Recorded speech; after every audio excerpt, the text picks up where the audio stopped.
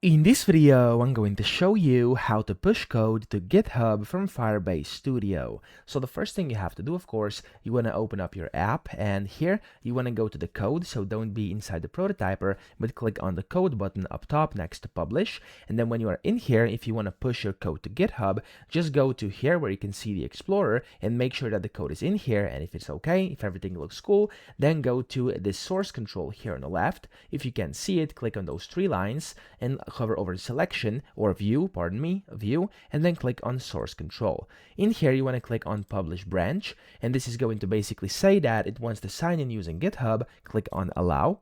It's going to basically tell you this is your code. Click on copy and continue to GitHub.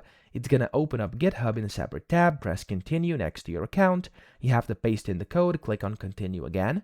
And then here it's going to say that it's trying to basically authorize. Click on authorize Visual Studio Code.